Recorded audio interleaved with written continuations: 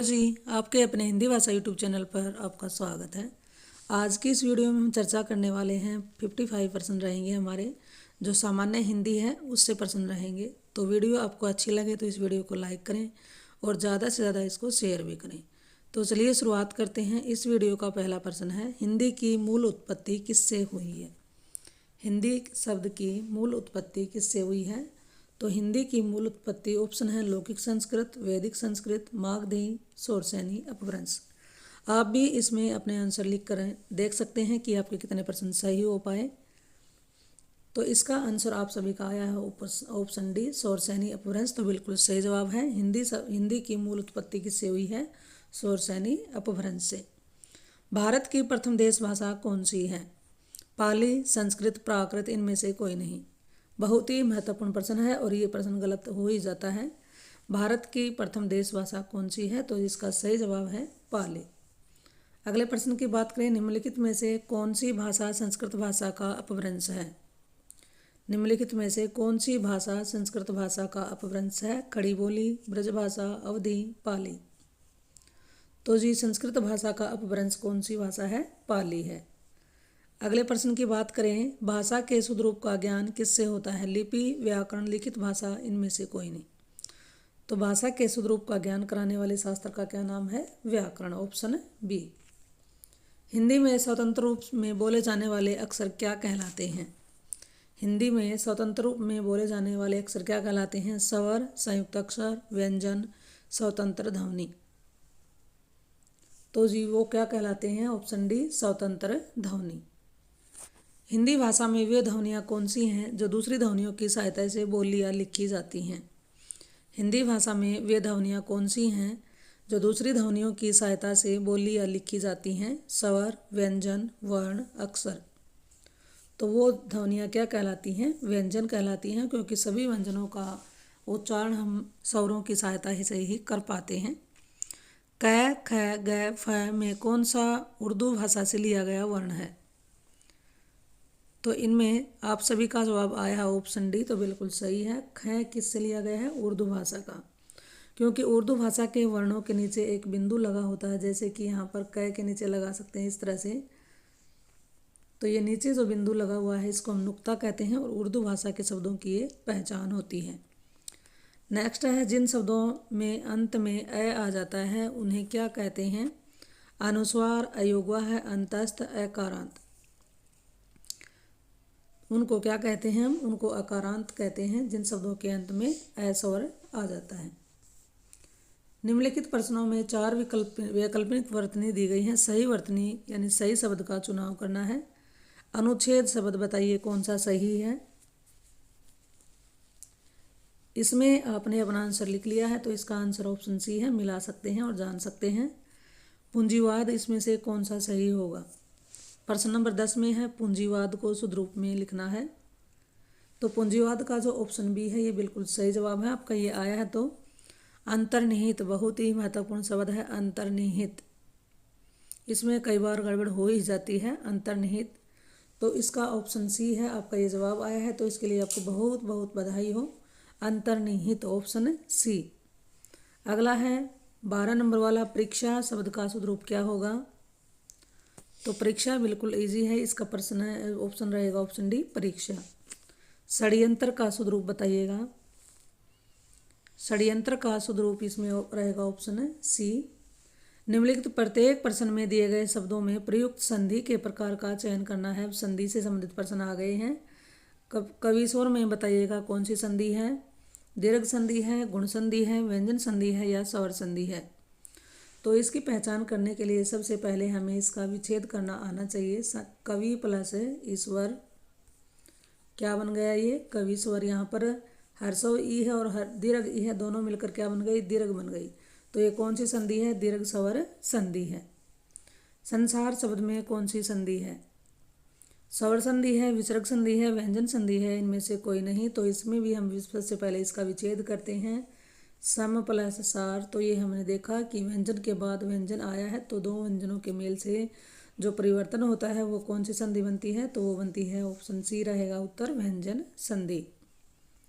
तन्मय शब्द में बताइए कौन सी संधि है? व्यंजन संधि, विसर्ग संधि, स्वर संधि इनमें से कोई नहीं। तन्मय शब्द का विच्छेद करते हैं तत् प्लस मय। तो इसमें भी देखिए व्यंजन के बाद व्यंजन का मेल होने पर परिवर्तन हुआ है, तो ये भी कौन सी संधि है? ऑप्शन ए व्यंजन संधि। अगर आपको वीडियो इसके बारे में जानकारी चाहिए डिटेल में संधि के बारे में, तो आप कमेंट में डालकर बता सकते हैं। इत्यादि में बताइए कौन सी संधि है? यण संधि है, दीर्घ संधि है, विसर्ग संधि है या गुण संधि है? तो इसका भी विच्छेद कर ही लेते हैं, इति प्लस आदि। तो यहाँ पर देखिए ई के बाद ऊ आ गया है, ई के बाद ए आया है, तो यह बनता है, तो ये किस में होती है? यण संधि में। अगला प्रश्न है, निम्नलिखित प्रश्नों में से सही संधि विच्छेद का चयन करना है। संधि से संबंधित प्रश्न है, यानी कि बताना है इसका सही संधि विच्छेद क्या होगा। पुनर्जन्म का संधि विच्छेद क्या होगा? तो पुनर्जन्म का 4 ऑप्शन आए हैं सामने। कई बार इन 2 ऑप्शन में हमारा एक सा ही मत रहता है, लेकिन दोनों में अंतर है। पुनर्जन्म का संधि विच्छेद ऑप्शन ए पुनः प्लस जन्म। पितृण का संधि विच्छेद क्या होगा? पितृऋण। तो इसका जवाब अब आपका आया ऑप्शन सी, तो बिल्कुल सही है, पितृ प्लस ऋण, और क्या बन जाएगा? पितृण। इत्यादि का संधि विच्छेद क्या होगा? ये प्रश्न अभी हम कर चुके हैं। इत्यादि का संधि विच्छेद क्या है? इति प्लस आदि, और ये पढ़ी थी हमने यण संधि। युधिष्ठिर का संधि विच्छेद क्या है? बहुत ही महत्वपूर्ण प्रश्न है, युधिष्ठिर का संधि विच्छेद।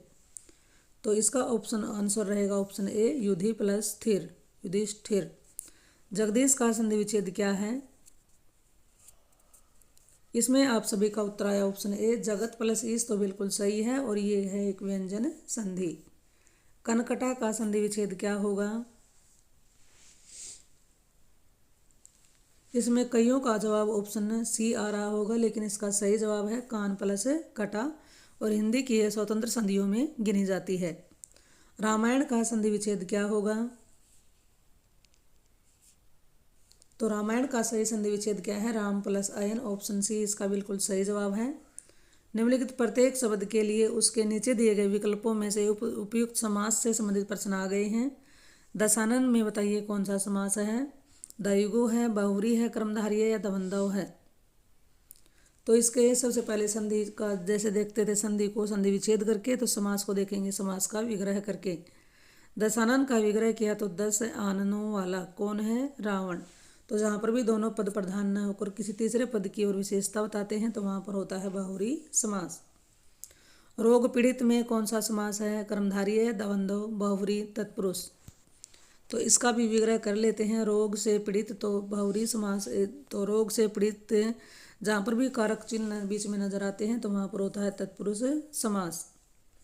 प्रतिमान में बताइए कौन सा समास है? कर्मधारय, अव्ययीभाव समास, बहुरी समास, तत्पुरुष समास। तो जी ये रहेगा अव्ययीभाव समास, क्योंकि मूल शब्द से पहले क्या लगा हुआ है? प्रति अव्यय लगा हुआ है। वीर पुरुष में कौन सा समास है? वीर है जो पुरुष, यहाँ पर पुरुष की विशेषता बताई गई है, तो ये क्या होता है?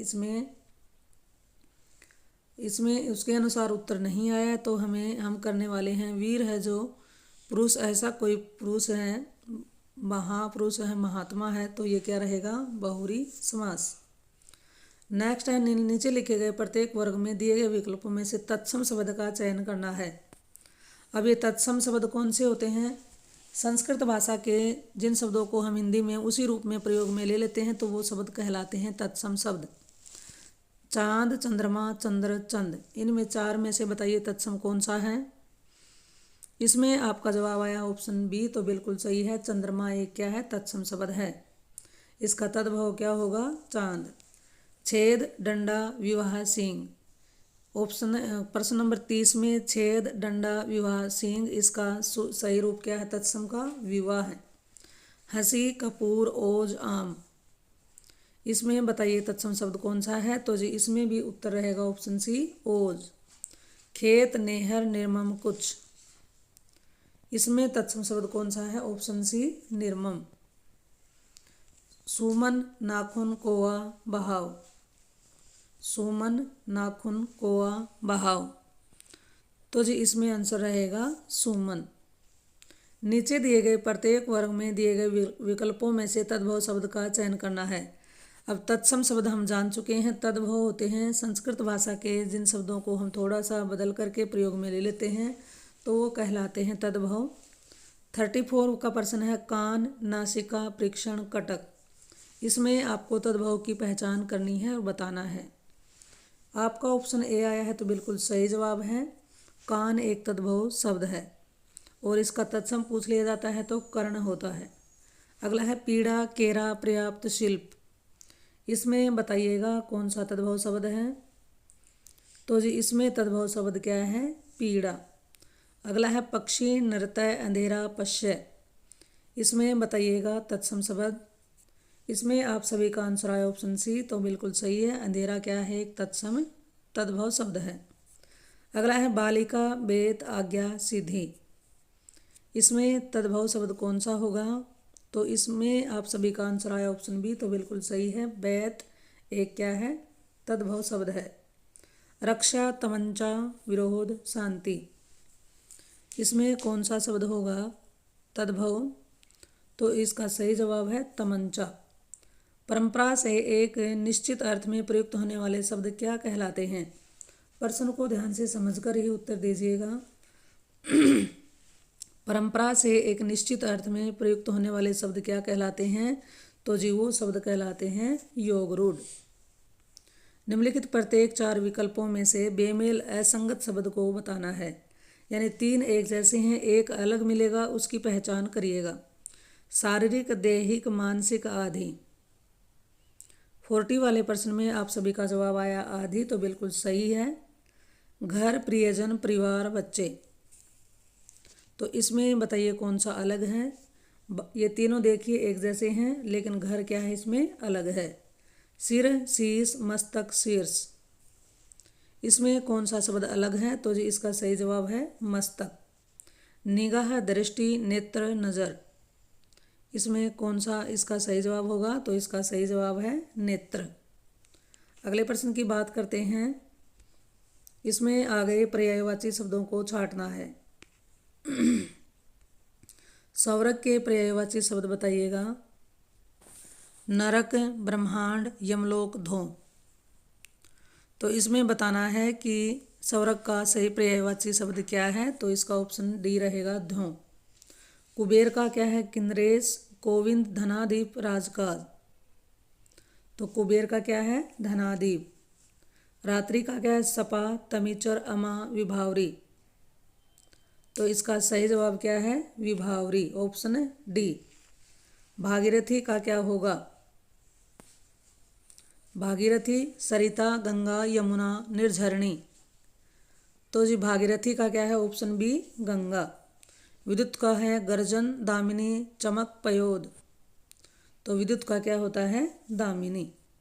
अगला प्रश्न है निम्नलिखित शब्दों को के लिए एक विकल्प में सही विलोम शब्द का चयन करना है। विलोम शब्द आ गए हैं। सामंजस्य का विलोम क्या होता है? विवाद, कलह, संताप, द्वेष। सामंजस्य का विलोम शब्द क्या होगा? तो इसका सही जवाब है विवाद। ओजस्वी का क्या होगा? निराभिमानी, निडर, यशस्वी, निस्तेज। ओजस्वी का सही विलोम शब्द क्या है? निस्तेज। पराक्रम का विलोम शब्द बताइएगा। भीरुता, दुविधा, आलस्य, दुर्बलता। तो पराक्रम का विलोम शब्द होता है दुविधा। हर्ष का विलोम शब्द क्या होगा? पराक्रम का विलोम शब्द क्या होगा? भीरुता होगा। ये गलती से लगा दिया है। पराक्रम का क्या होता है? भीरुता। हर्ष का विलोम शब्द क्या है? अप्रसन्नता, शोक, विषाद, दुख। तो हर्ष का विलोम शब्द होता है विषाद। क्रोध का विलोम शब्द क्या होगा? कृपा, आशीर्वाद, क्षमा, सहयोग। तो जी क्रोध का विलोम शब्द होगा कृपा। उत्तेजित का विलोम शब्द क्या है? कठोर, शांत, संदिग्ध, उद्वेलित। तो जी उत्तेजित का विलोम शब्द होगा शांत। रंक का विलोम शब्द क्या है? रंक का विलोम शब्द क्या है? और ये इस वीडियो का ये हमारा अंतिम प्रश्न है। बलवान, धनवान, किसान, मजदूर। तो इसका जवाब जी आपको कमेंट में डालकर बताना है कि इसका सही जवाब क्या है। रंक का विलोम शब्द क्या होगा? तो आज की वीडियो में हमने 55 या 56 प्रश्नों पर चर्चा की है, जो कि एग्ज़ाम की दृष्टि से बड़े ही महत्वपूर्ण प्रश्न हैं। अगर ये वीडियो आपको थोड़ी सी भी आपके काम आने वाली लगी हो तो इस वीडियो को लाइक करें और ज़्यादा से ज़्यादा इसको शेयर करें। चैनल पर आप पहली बार आए हैं तो इस चैनल को सब्सक्राइब कर लें। चलिए तो फिर मिलते हैं एक और नई वीडियो नई जानकारी के साथ। इस चैनल पर आने के लिए जी आपका बहुत बहुत धन्यवाद।